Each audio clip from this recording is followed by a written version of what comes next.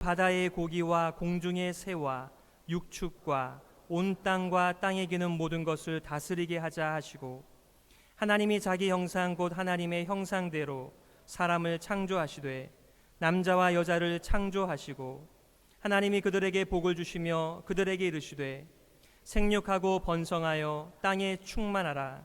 땅을 정복하라. 바다의 고기와 공중의 새와 땅에 움직이는 모든 생물을 다스리라 하시니라. 하나님이 가라사대 내가 온 지면에 씨 맺는 모든 채소와 씨 가진 열매 맺는 모든 나무를 너희에게 주노니 너희 식물이 되리라.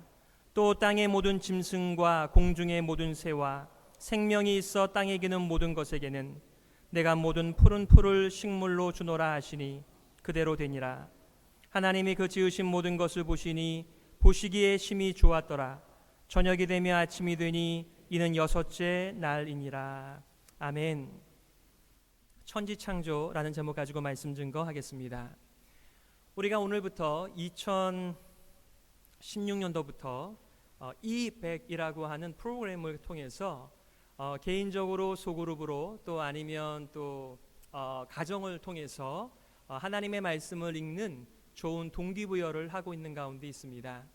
오늘날을 가리켜서 성경 문맹률의 시대라고 말을 합니다. 점점 하나님의 말씀에 대하여 몰라가는 그러한 세대를 가리키는 말이죠. 그래서 아마 평상시에 하나님의 말씀을 열심히 읽고 공부하시는 분에게는 이 도움이 별로 도움이 안 되실 거예요. 그러나 여러분들이 좀 창세기부터 시작해서 요한계시록까지를 한번 쭉 보고 싶어하는 분들에게는 아마 도움이 되시리라고 기대를 합니다. 구약에서 50개, 신약에서 50개를 선별하여 그 본문의 말씀을 묵상하는 시간들을 갖는 것입니다. 그리고 그 깨달아진 말씀을 자신의 삶에 적용하기 위해서 고민하면서 또 그룹끼리 토의하면서 하나님 앞에 이렇게 깨달은 말씀대로 살도록 도움을 구하는 이 도전 앞에 저와 여러분들이 함께 또 쓰임을 받고 유익을 얻었으면 좋겠습니다. 제가 이제 오늘부터 시작해서 주일과 토요일 양일에 걸쳐서 신구약을 번갈아가며 이 구약에서의 50개의 메시지, 신약에서의 50개의 메시지를 저는 저대로 증거를 할 것입니다.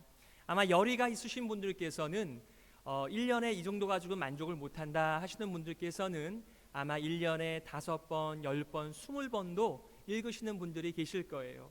그렇게 여러분들께서 창세기부터 요한계시록까지의 중심적인 사건들을 알고 계신다라고 하면 하나님의 또 말씀을 깨닫는 일에 있어서 더욱더 큰 도전과 격려가 될 것을 확신합니다. 특별히 박강도사님께서 이것을 잘 준비하여 여러분들을 도우려고 하고 있으니 여러분들께서 안내를 받으시면 좋겠습니다.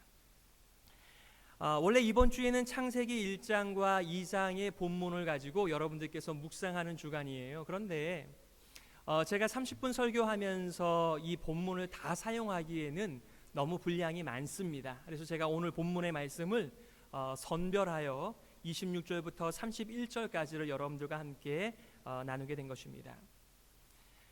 제목도 마찬가지입니다. 제가 정하고 싶은 제목을 정할까 고민을 했습니다만 여러분들께서 이미 성경 읽기표를 받으셨기 때문에 가급적이면은 중복이 되고 강조가 되면서 더 좀 마음에 남았으면 좋겠다라고 하는 의도에서 제가 여러분의 성경 읽기표에 있는 제목을 선택했으니 여러분들께서 도움이 되시기를 바라고, 조금 더 여러분께서 나아가기를 원하신다면 여러분들께서 제목을 한번 붙여보시기를 바랍니다. 제목을 붙인다라고 하는 것은 그 패시지를 다 이해를 할 때만이 제대로 붙일 수가 있어요. 그래서 제목을 붙이는 게 뭐 어려운 일이냐 이렇게 하실지 모르겠지만 아마 여러 번 읽으셔야지만이 여러분의 마음에 흡족한 제목을 붙일 수 있게 되어질 것입니다. 1년 동안 여러분들께서 여러분의 제목들을 한번 가져보시는 것도 큰 도전이라고 기대를 하게 됩니다. 오늘 천지창조라고 하는 제목하에 이 말씀을 전하게 되었는데요. 우리가 아는 것처럼 모세오경은 모세가 기록했다고 알고 있어요. 창세기, 출애굽기, 레위기, 민수기, 신명기죠. 그러면 모세는 언제적 사람입니까? 우리가 아는 것처럼 하나님께서 천지를 창조하실 때 모세 거기 없었어요. 아브라함이나 이삭과 야곱과 요셉 같은 그 족장들의 열심 있는 삶의 터전 속에서도 모세는 없었습니다. 모세가 지금 이 글을 적고 있는 때는 언제라고 우리가 추측을 할 수 있을까요? 어쩌면 모세와 그들의 백성들이 400년 이상을 애굽에 종살이를 할 때에 이 말씀을 적기 시작했는지도 모르겠어요. 아니면 그들이 40년 동안 광야에서 그렇게 고생을 하며 약속의 땅 가나안으로 들어가기 위하여 애를 쓰는 때에 이것을 다 기록했는지도 모르겠습니다. 물론 그 전부터 조상의 귀한 신앙과 믿음을 따라서 이 말씀을 들었겠죠. 그러나 현실은 어떻습니까? 분명히 오늘 본문 1장에서 보게 되면은 하나님께서 6일 동안 천지를 창조하시는데 말끝마다 보기에 좋았더라, 보기에 좋았더라, 마지막에는 심히 보기에 좋았다, 이렇게 말씀하셨는데, 여러분, 이렇게 새해가 시작되어 여러분께서 인터넷을 열고 신문을 열었을 때 여러분들에게 들려온 소식들은 어떤 소식들이었습니까? 참 이상하다. 하나님께서 처음 땅과 하늘을 지으셨을 때는 그분의 눈에 볼 때에 모든 것이 다 좋았는데 왜 지금 내가 사는 세상은 이렇게 못살 건조하고 사막 같고 괴로운 인생길이 되었을까? 이런 생각들을 가지지 않겠어요? 모세가 이것을 들려주었을 때, 모세가 이것을 기록했을 때도 마찬가지였습니다. 천지 창조에 대한 메시지를 듣는데 다 좋은 것이 아니라 왜 그런데 우리들의 삶이 이렇게 비참하게 되었지? 라고 하는 질문들이 이스라엘 백성들에게 계속해서 나오지 않았겠어요? 우리들은 그 이유를 어느 정도는 알고 있습니다. 그러나 정말 세상과 하나님과 나를 발견할 수 있는 그 길은 하나님의 말씀 속으로 들어가는 데부터 시작이 되어지는 것입니다. 저와 여러분들께서 이제 새롭게 시작하는 2016년도를 정말 하나님의 말씀으로 풍성하게 되어 왜 하나님께서 천지를 이렇게 창조하셨을까? 왜 인생들을 이렇게 지으셨을까? 나보고 무엇을 하며 살라고 하시는 것일까? 이런 질문들을 던지며 나의 개똥 철학의 해답이 아닌 우주를 창조하시고 인생을 만드신 구원의 하나님의 메시지 속에서 이 정답을 발견하시는 우리 모두가 되었으면 참 좋겠어요.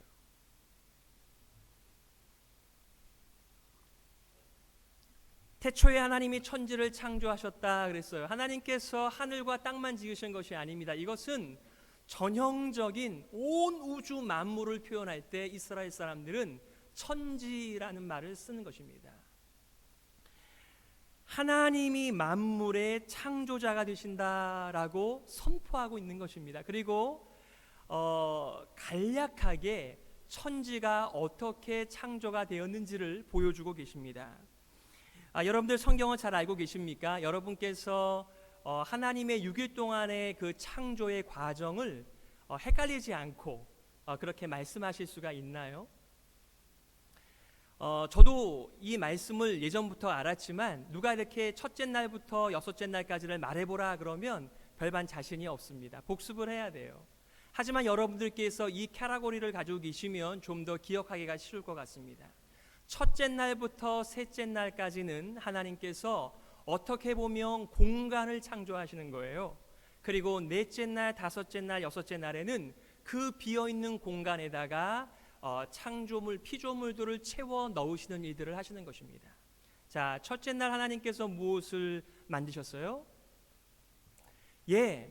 그것을 만드시기 전, 빛을 만드시기 전에는 이 세상이 어땠다고요?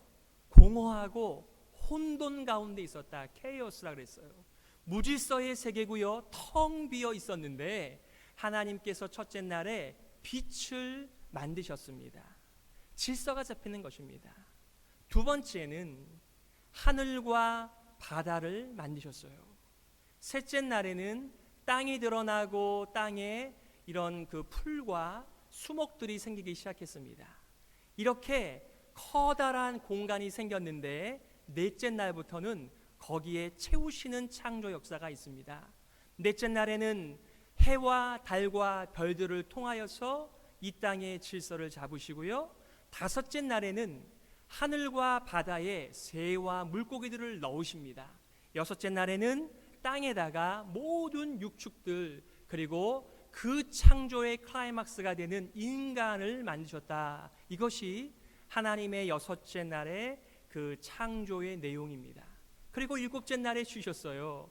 여러분, 왜 하나님께서 일곱째 날에 쉬셨을까요? 우리들도 5일이라고 일하고 쉬지 않습니까? 6일이라고 하루 쉬지 않습니까? 하나님도 열심히 일하셨으니 좀 쉬셔야죠. 이렇게 말씀하시는 분은 하나님이 아직도 누구신지 모르는 분입니다. 하나님은 쉬실 이유가 없으신 분이세요. 우리들은 일하면 지치지만 하나님은 아무리 일을 하셔도 지치는 법이 없으십니다. 쉼이 필요한 분이 아니세요. 근데 왜 일곱째 날에 안식하셨다라고 말을 합니까? 그것은 이 6일 동안의 창조 세계가 얼마나 보기 좋고 완벽한지 더 이상 하나님이 손댈 곳이 없다라는 것을 의미하는 것입니다. 맞아요? 이제는 하나님께서 창조하여 놓으신 것들을 이제는 즐기고 기뻐하고 예배하면 되는 그런 완벽한 세상이 이렇게 천지창조를 통하여 이루어지게 된 것입니다. 여러분 잘 모르시는 것 같은데요, 예수님께서 이 땅에 오셨을 때에 열심히 일을 하셨어요. 심지어는 안식일에도 일을 하셨어요. 원래 유대의 율법 가운데 안식일날 일을 하면 안 되잖아요. 그래서 율법주의자들이 뭐라고 얘기합니까? 너가 왜 안식일날 일을 하는가? 왜 하나님의 계명을 어기는가? 그때에 예수님이 뭐라고 말씀하십니까? 하나님이 일하시니 나도 일한다 라고 말씀하세요. 그 말씀의 의미는 더 이상 아름다운 세상이 아니라는 거예요. 보기 좋은 세상이 아니라는 것입니다. 하나님께서 계속해서 구원의 새로운 일들을 하셔야만 되는 그런 세상이 되었다는 것입니다. 그걸 우리가 어떻게 알아요? 성경을 통해서 알아가는 것이죠. 진정한 안식은 예수 그리스도의 재림을 통하여서 이루어지게 될 것입니다. 오늘 본문의 말씀을 가지고 여러분들과 나눌 말씀은 하나님께서 사람을 창조하셨다는 것입니다. 여러분 26절에 보면 이렇게 말하고 있어요. 하나님이 가라사대 우리의 형상을 따라 우리의 모양대로 우리가 사람을 만들고 그로 바다의 고기와 공중의 새와 육축과 온 땅과 땅에 기는 모든 것을 다스리게 하자 하시고 라고 되어 있습니다. 27절에도 똑같은 말씀이 반복되어지는데 하나님이 자기 형상 곧 하나님의 형상대로 사람을 창조하시되 남자와 여자를 창조하셨다 그랬습니다. 반복되는 말씀은 우리의 형상, 우리의 모양, 자기 형상, 하나님의 형상이라는 말이에요. 여러분, 하나님께서 인간을 창조하실 때요, 하나님의 형상을 따라 만드셨습니다. 이 말씀의 의미가 무엇이죠? 그러면 우리 인간을 보면 하나님의 모습을 우리가 그릴 수 있을까요? 하나님은 눈이 있으세요? 하나님은 귀가 있으세요? 하나님은 우리처럼 손이 두 개일까요? 한번 생각해 보세요. 지금 하나님께서 우리의 형상을 따라 인간을 만들자 이렇게 하셨는데 하나님은 어떤 모양을 가지고 계실까요? 여러분들께서 이 말씀을 문자적으로 이해하시면 정말 하나님을 눈을 두 개를 그려야 하나, 세 개를 그려야 하나, 네 개를 그려야 하나, 그리고 손과 발을 능력 있게 그리려면 어떻게 해야 하는가, 여러분 이런 고민들을 하시잖아요. 성경은 뭐라고 말합니까? 하나님은 영이시니 하나님은 우리와 같은 육체가 아니세요. 여기서 말씀하고 있는 하나님의 형상은 우리의 육체나 보이는 형상을 의미하는 것이 아닙니다.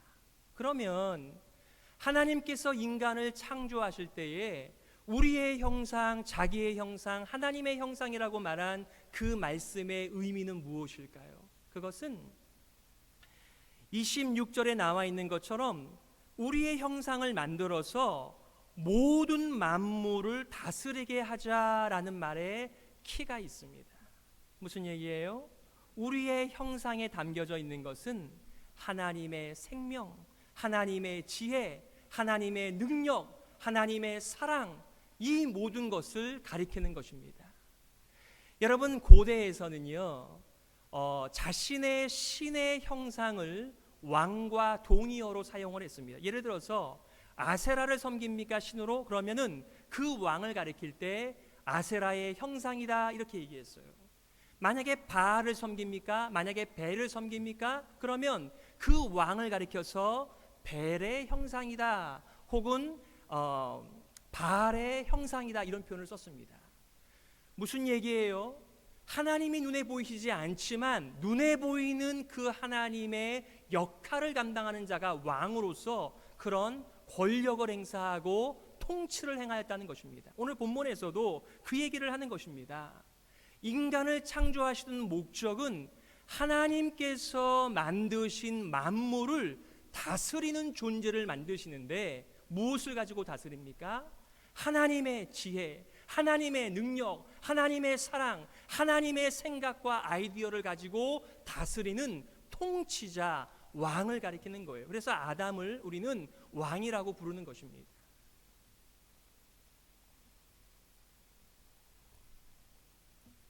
여러분들도 통치의 영역이 있으시잖아요.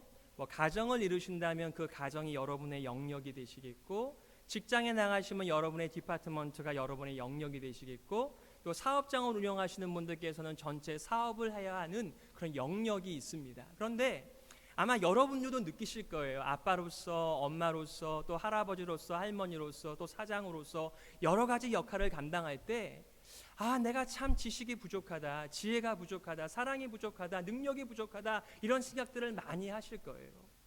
그런데 하나님께서 인간을 만드셨을 때는 모든 지혜와 능력과 권세를 허락하셨어요. 그래서 심지어는 바다에 있는 동물이나 공중에 있는 새들이나 땅에 있는 모든 육축들, 이 모든 것을 하나님의 계획과 의도대로 다스릴 수 있는 능력을 이 첫째 아담에게 허락을 한 것입니다. 그래서 아담이 무슨 일을 합니까? 동물의 이름을 지어요. 아담이 부르는 것이 오늘날 우리가 부르는 그 이름이 되었다라고 하는 설명이 붙어 있죠. 그것이 이름을 지어준다라고 하는 것은 한 통치의 모습이거든요. 그러므로 하나님께서 왜 우리 인생을 창조하셨을까? 그것은 하나님의 대리 통치자로서 하나님의 피조 세계를 하나님의 계획과 의도를 따라 그렇게 다스리기 위하여 그의 아담, 그의 인간을 지으시게 되었다는 것입니다. 여러분 그 요한복음 3장 16절 잘 알고 계세요? 하나님이 세상을 이처럼 사랑하사 독생자를 주셨으니, 거기서 말하는 독생자가요 바로 독특한 하나님의 아들로서 하나님의 우편에서 통치하시는 예수 그리스도를 가리키는 것입니다. 우리가 자꾸만 이런 표현들을 생물학적으로 이해를 하시면 참 이상하다. 하나님은 부인도 없으신데 어떻게 아들이 나왔을까? 우리는 자꾸만 이렇게 우리의 배경을 가지고 그것을 이해하려다 보니까 하나님의 원래 의도를 자꾸만 어그러뜨리는 것을 경험합니다. 여러분 요한복음 1장 12절도 마찬가지예요. 영접하는 자 곧 그 이름을 믿는 자들에게는 하나님의 자녀가 되는 권세를 주셨다 했습니다. 여러분 하나님의 자녀가 무엇을 하는 사람이에요? 그것이 바로 상속자이고, 그리고 하나님의 통치를 맡은 사람을 가리킬 때 우리가 하나님의 자녀라는 말을 쓰는 것입니다. 그러므로 우리가 이 원리를 잘 알게 되면 내가 왜 이 땅에 존재하는지, 내가 왜 이 땅에서 하나님으로부터 은혜와 구원을 받게 되었는지를 알게 된다는 것입니다. 하나님께서는 아담과 하와를 지으신 이유가 바로 하나님의 지으신 온 세계를 하나님의 지혜와 하나님의 사랑과 하나님의 생명으로 통치하게 하시려고 이 인간을 지으시게 된 것입니다. 특별히 여러분 28절을 가리켜서 대문화명령이라는 말을 쓰시는 분들이 계시는데 28절을 한번 다 같이 읽어보시기를 바라요. 28절 시작. 하나님이 그들에게 복을 주시며 그들에게 이르시되 생육하고 번성하여 땅에 충만하라. 땅을 정복하라. 바다의 고기와 공중의 새와 땅에 움직이는 모든 생물을 다스리라 하시니라 그랬어요. 여러분, 인간을 만드시고 하나님께서 무엇을 주셨습니까? 어떤 명령을 주시는 것입니까? 사명을 주시는데 첫 번째는 생육하고 번성하라는 것이었어요. 여러분, 자녀들 몇 명 있으십니까? 없으신 분들은 좀 하나님의 명령에 불순종한 것 같으시죠? 도대체 몇 명이 있어야 우리가 생육하고 번성하는 이 명령 앞에서 순종하는 것일까요? 또 나아가서 땅을 정복하라 이렇게 말을 했습니다. 여러분, 땅을 좀 갖고 계십니까? 얼만큼 땅을 정복하셨습니까? 이 말씀을 서구 제국주의가 잘못 이해를 해서 들어가는 곳마다 파괴하고 하나님의 지혜와 사랑으로 통치하는 것이 아니라 제국주의로서 그 피지배국을 얼마나 울고 먹었는지 모릅니다. 아주 치가 떨리는 일들이 이 세계사 속에서 있었습니다. 이 하나님의 말씀을 잘못 이해해서 말이죠. 여러분, 하나님의 통치는 아름다운 것입니다. 오히려 그 밑에 있을 때 하나님의 풍성한 사랑이, 하나님의 생명이 넘치는 것인데 오늘날에 그렇게 생각하는 사람들 아무도 없잖아요. 누가 위에 서고 싶지 밑에 서고 싶겠어요. 그래서 예전에 제가 많이 들었던 기도 중에 한 가지는 주여 머리가 될지언정 꼬리가 되지 말게 하여 주옵소서. 머리 되게 좋아해요. 그러나 성경을 올바로 아신다면 그 머리에 있다라고 하는 것이 훨씬 더 무거운 책임감이 있다는 것을 아시게 될 것입니다. 하나님의 나라는 머리가 되는 것이 아니고요, 우리 모두가 다 머리예요. 하나님께서 인생에게 그러한 지혜와 능력과 권세를 이미 맡기셨어요. 문제는 우리가 어떻게 하나님으로부터 계속하여 생명과 지혜와 사랑을 공급받아 나의 영역을 올바로 하나님의 의도와 계획대로 다스릴 수 있을 것인가, 그것이 관건이죠. 우리는 새해를 맞이하면서도 참으로 비극적인 소식들을 듣습니다. 우리 작년에 얼마나 많은 IS와 보코하람이나 또 알카에다에 대해서 들은 적이 있습니까? 작년에만 유럽에 들어간 그 난민들이 100만 명이래요. 그런데요, 그 중에 이미 3,600명은 다 죽었을 뿐만 아니라 얼마나 많은 여성들이 성적인 유린을 당하는지 모른다라고 합니다. 그 위협이 자기 난민들, 그리고 들어갈 수 있는 그 나라들, 정말 온갖 종류의 어려움들을 이 난민들이 겪고 있다고 합니다. 사람들에게 힘이 있을 때 그 힘을 올바로 사용하여 그 힘 아래에 있는 사람들이 평화를 누리고 생명을 누리고 사랑의 삶을 누린다면 얼마나 좋겠어요. 그것이 하나님께서 이 세상 만물을 지으신 이유라고 말씀하고 있습니다.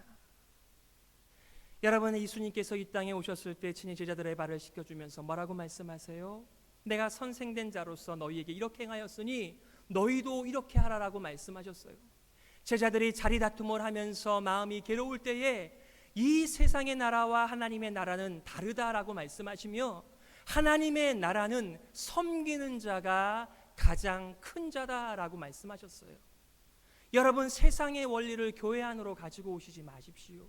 교회는 하나님께 은혜 받아 섬기는 사람들에 의하여 하나님의 아름다운 복음이 전파되어지는 곳입니다.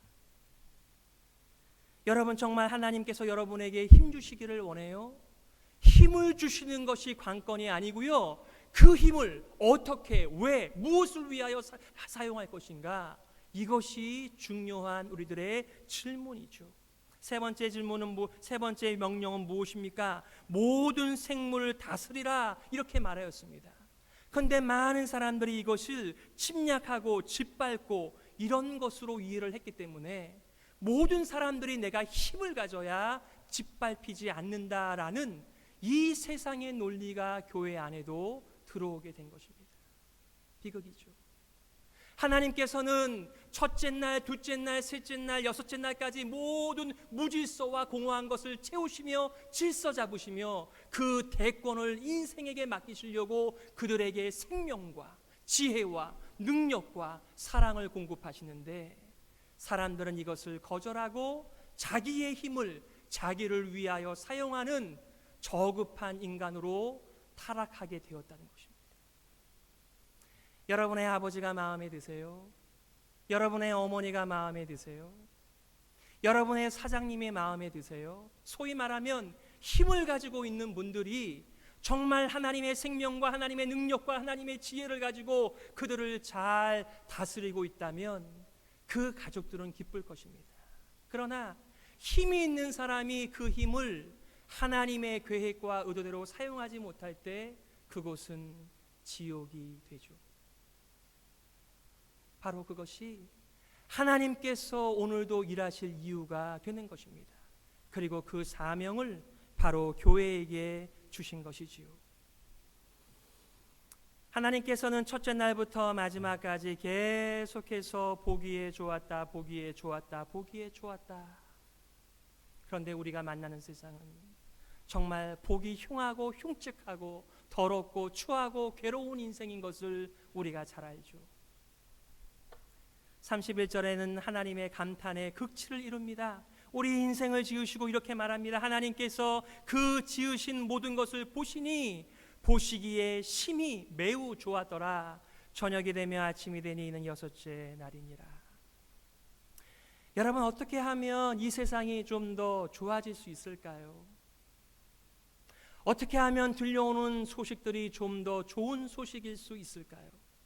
바로 그 메시지가 성경에 들어가 있습니다.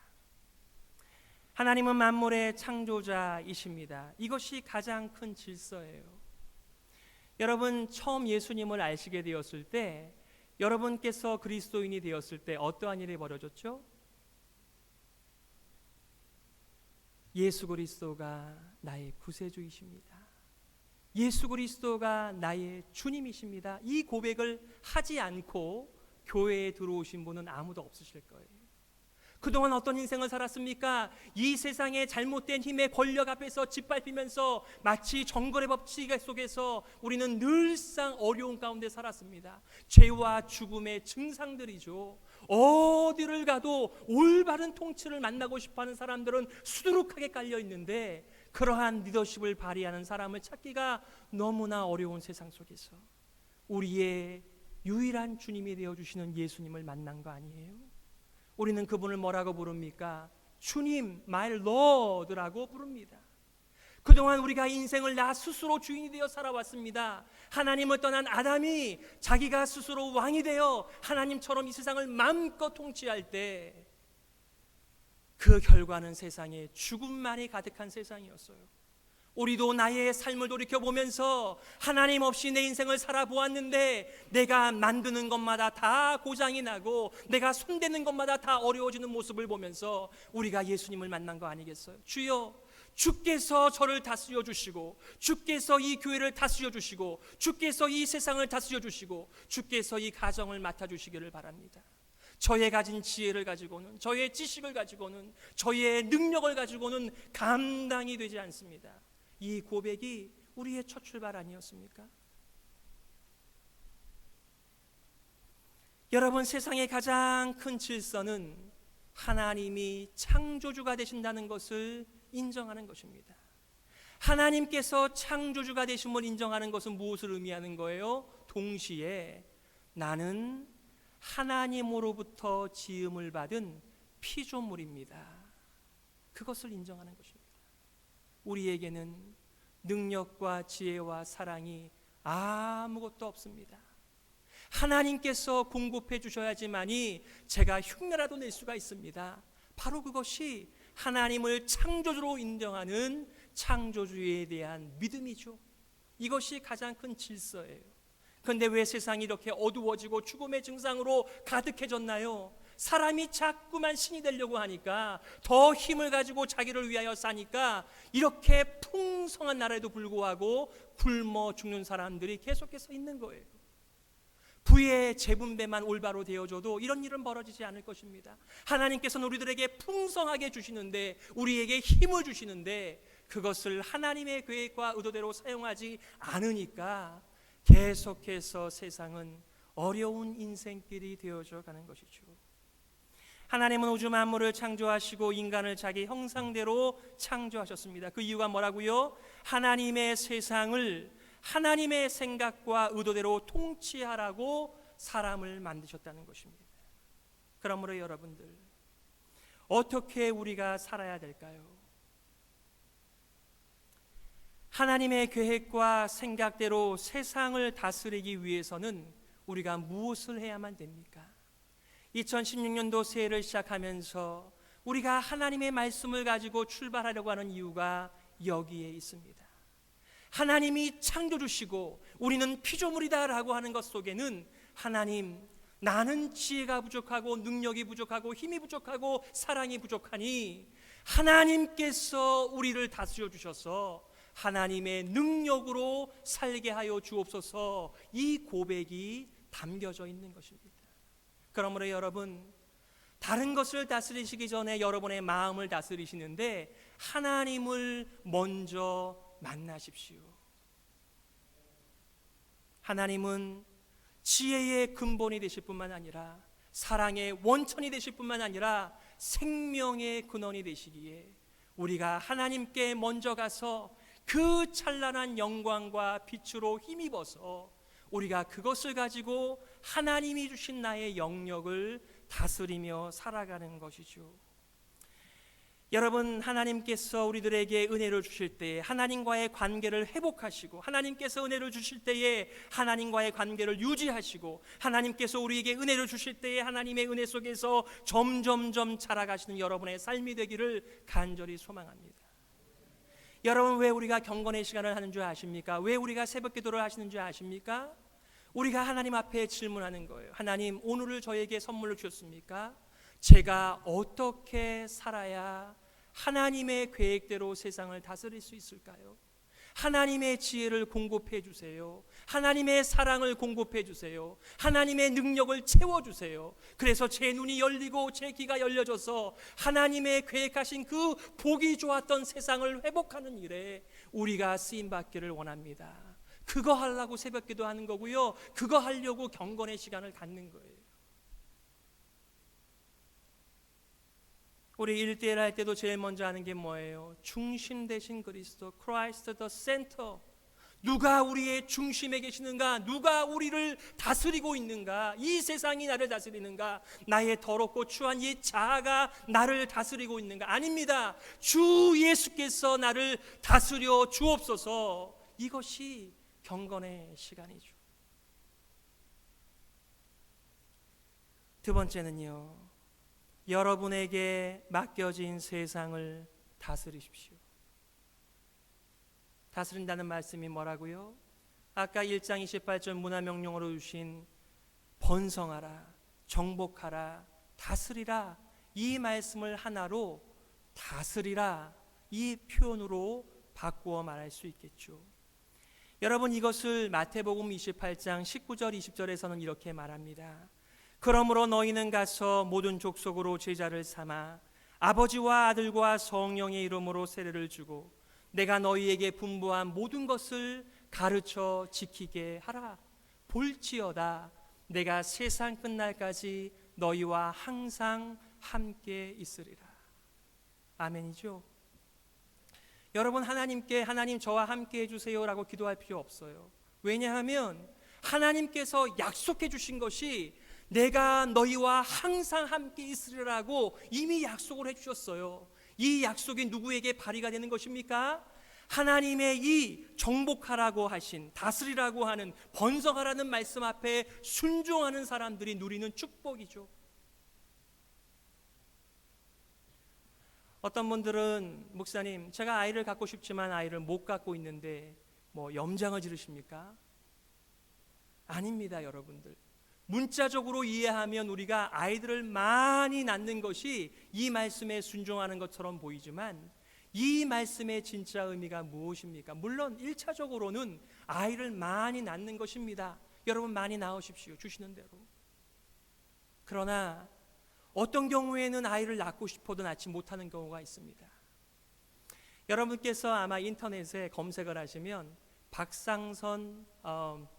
박상선이라는 분이 계세요. 제가 예전에 사역했던 교회의 한 집사님이었는데요, 그분은 결혼을 했는데 너무나 신혼생활이 좋았어요. 근데 아이가 안 생기는 거예요. 그래서 그분은 교회에서 그 처음 애가 태어나서 유아 축복 기도를 할 때 너무너무 힘들어서 목사님의 축도를 받지 않고 미리 나갑니다. 근데 그분께서 아이를 입양을 하게 돼요. 그 주향이라고 하는 아이를 입양하고 또 주은이라고 하는 아이를, 두 아이를 입양을 합니다. 그러면서 그녀가 이렇게 얘기를 해요. 하나님께서 나에게 선물을 주셨는데 내가 이 아이를 전도하고 제자 삼는 일의 가치를 알게 되었다라고 얘기를 합니다. 여러분, 무슨 얘기를 하고 있는 것입니까? 육신적으로 아이를 많이 낳는 것도 생육하고 번성하고 정복하고 다스리라고 하는 말씀에 복종하는 한 면이겠지만, 정말 이 말씀의 성취는 하나님의 말씀과 하나님의 의도대로 그렇게 순종하는 자녀들을 위하여 우리 모든 구원받은 인생들이 쓰임을 받아야 한다는 메시지를 그렇게 말하고 있는 것입니다. 그동안 하나님께서 여러분들에게 많은 기회를 주셨어요. 얼마나 많은 사람들을 낳으셨습니까? 얼마나 많은 사람들을 제자 삼으셔서 그들에게 하나님의 살아있는 말씀을 가르치고 그들에게 세례를 주셨습니까? 목사님, 세례는 목사님만 주는 거 아닙니까? 빌립도 세례를 주었습니다. 여기서 말하는 말씀의 의미가 무엇입니까? 내가 복음으로 낳은 나의 자녀들, 내가 말씀으로 낳은 나의 제자들, 그리스도 예수의 제자들, 이 말씀을 하고 살아가는 거예요. 이 땅에서 잘 먹고 잘 살아가는 것이 우리의 구원받은 목적이 아니라 하나님의 대권을 받아서 하나님의 주시는 힘을 가지고 하나님의 원하시는 세상으로 바꾸어가는 그런 그리스도 예수의 제자들을 만드는 일을 가리켜서 여기서 번성하라, 충만하라, 다스리라, 이렇게 말씀해 주고 계시는 것입니다. 그러기에 우리는 간구하는 것이죠. 하나님 아버지, 우리에게 한 영혼을 허락하여 주십시오. 정말 저에게 은혜를 주시면 제가 그 영혼에다가 하나님의 복음에도 이 구원의 도를 가르치며 그가 그리스도 예수의 제자로 살아가도록 제 삶을 쏟아붓겠습니다. 바로 그 얘기를 하고 있는 것입니다. 이러한 자극과 권면과 격려가 어디에 있습니까? 바로 하나님의 말씀인 성경에서 처음부터 마지막까지 얘기하는 것이 바로 이 메시지입니다. 아니, 하나님께서 하늘과 땅을 지으셨다라고 하는 것이 저와 여러분들에게 무슨 의미가 있어요? 예? 그래서 뭐라고요? 하나님께서 창조하신 모든 세계를 우리 인생들에게 맡기셨다는 것입니다. 왜요? 하나님의 지혜와 하나님의 생명과 하나님의 사랑의 통치를 하라고 우리들에게 맡기셨는데, 문제는 우리들에게 그게 없다는 거예요. 그래서 오늘도 우리는 하나님 앞에 나아가, 하나님, 이렇게 약한 자에게 생명을 주시겠습니까? 하나님께서 지혜를 주시겠습니까? 사랑을 주시겠습니까? 힘을 주시겠습니다. 그러면 제가 그것을 가지고 주님의 나라를 구원해내고 주님의 나라를 아름답게 만드는 일에 사용하고 싶습니다. 그것이 하나님께서 우리와 더불어 함께 계시는 이유이시며 우리를 구원하신 끊임없는 하나님의 은혜의 부르심이라는 것을 저와 여러분들이 잘 알았으면 좋겠습니다. 마지막으로 요한계시록 21장 1절에 이렇게 말합니다. 또 내가 새 하늘과 새 땅을 보니 처음 하늘과 처음 땅이 없어졌고 바다도 다시 있지 않더라, 이렇게 얘기했습니다. 참 이상하네요. 왜 처음 땅과 처음 하늘에 있었던 것이 새로운 하나님의 나라에서는 없을까요? 왜 바다가 없죠? 그건 제가 다음에 말씀을 드리겠습니다. 이스라엘 전승 속에서는 예뱀, 용이 바다에서 나왔기 때문에 더 이상 악이 없다는 표현을 이렇게 하고 있는 것입니다. 우리가 처음 하늘과 첫 땅에 대해서 하나님의 감탄을 합니다. 보기 좋았더라, 보기 좋았더라, 보기 좋았더라, 심히 보기 좋았더라.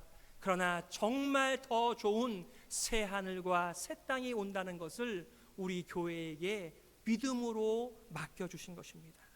보라, 내가 속히 오리니 이 책의 예언의 말씀을 지키는 자가 복이 있으리라. 내가 이 책의 예언의 말씀을 듣는 각인에게 증거하노니 만일 누구든지 이것들 외에 더하면 하나님이 이 책에 기록된 재앙들을 그에게 더하실 터이요, 만일 누구든지 이 책의 예언의 말씀에서 제하여 버리면 하나님이 이 책에 기록된 생명나무와 및 거룩한 성의 참회함을 제하여 버리시리라. 이것들을 증거하신 이가 가라사대 내가 진실로 속히 오리라 하시거늘 아멘. 주 예수여 오시옵소서. 주 예수의 은혜가 모든 자들에게 있을지어다. 아멘. 여러분, 하나님의 말씀을 가까이 하십시오. 하나님의 능력과 지혜와 사랑을 힘입으십시오. 그리고 하나님께서 천지를 만드시고 심히 좋았더라라고 말씀하신 그 감탄이 저와 여러분의 아름다운 인생을 통하여 그렇게 좋은 열매가 맺혀지기를 간절히 고대하는 것입니다. 함께 기도하시겠습니다.